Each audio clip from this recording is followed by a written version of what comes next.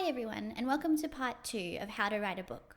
Today I'm going to dive into the concept of mind mapping and getting all your ideas out there so that when you sit down to write, you don't have to keep stopping and starting to think about what you're going to write next. One tool that I like to use is mind mapping. And I've got an example running here of a mind map that I did just as an example. I haven't written this book, but who knows, it might come up in the future. So the first thing I do is I write in the middle of the board or in the middle of the mind map the broad concept of the book. So for this particular case, a survival ship. So I thought, well, what would happen if there was one ship left in all of humanity floating through the stars? They don't necessarily know where they're going. What are some of the conflicts or story points that might come out of that idea? So then I just go, let my mind wander, and I just write down every little thing I can think of. So there's going to be resource shortages if they're floating in the middle of space. So how are they going to get more? What about medicine? What about entertainment, which is a form of resource? Then I look at other problems that might happen. So there might be equipment failure. If you're in the middle of space, how do you fix that? And of course, it's most likely going to be life-threatening. And then, of course, there's the backstory. So why is this ship the last one of humanity? What happened? What is the history there? So I threw down some examples that might have been the cause. Now you'll notice that some of these mind maps that I put down are mutually exclusive. So what happened to Earth or the rest of humanity, it's unlikely to be a meteor, aliens, a pandemic, climate change, and nuclear all at once. But they're possibilities. And even if I think I know what I want it to be, when I start mind mapping, I still write down every single idea because you might think of something new that you hadn't even considered before. And it's just the way your brain's just throwing ideas at you. So it's good to know everything down, even if you think you won't go with it. So then, of course, I'm looking at more plot points. So what are these people trying to do? Are they searching for a new planet? Are they looking for other survivors? And what other forms of danger or plot points are there? There might be external dangers. There's going to be internal conflict within the characters as well. So if there's a traitor or just general personality clashes, for example. And then, of course, there's other backstories, like why did this ship in particular survive? Was it on a special mission, or were they chosen to survive because the people on Earth knew that this disaster was going to happen? So again, write down everything you can think of that's related to that topic. And you'll see that after I did this, I went on to create a second mind map of characters. And this is also something that I find useful. So you might have a couple of characters in your head that you think would be good for your story, but you want to be able to expand on them. And remember that a story takes a whole cast of characters. So there has to be more than just your protagonist. And those side characters need to at least be fleshed out a little bit. They might not be as in depth. You may not have as deep an understanding of all of them as your main character, but you do have to know something about them. And the other good thing is that characters are a major source of conflict in stories.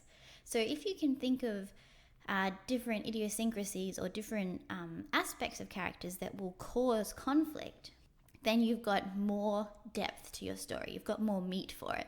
So just as some examples here, so I was thinking, okay, you're on a ship. What are some of the important characters? Of course, you've got your captain, but there's maintenance, you've got your explorers, your scientists, you've got the medical wing, and you've got security.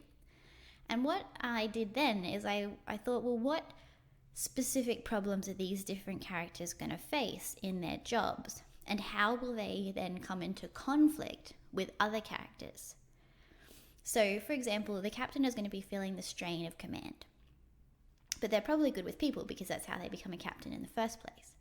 Meanwhile, the maintenance people, they're not necessarily bad, but they probably, in my case, for example, I was thinking, well, maybe they treat the ship as king, so it is the most important thing. And that's going to come into conflict with people, for example, in medical or in science who might value different things as being more important. So again, just jotting down everything I can think of. Here I would also often write down interesting character quirks that I might think of. So again, this comes down to giving your characters depth. You want to have something that distinguishes them. So it might be a habit. So maybe they like chewing gum, or they go for a run every morning. It's just little details that don't have to take up much of your story, but by including them, they can really give your characters some extra depth.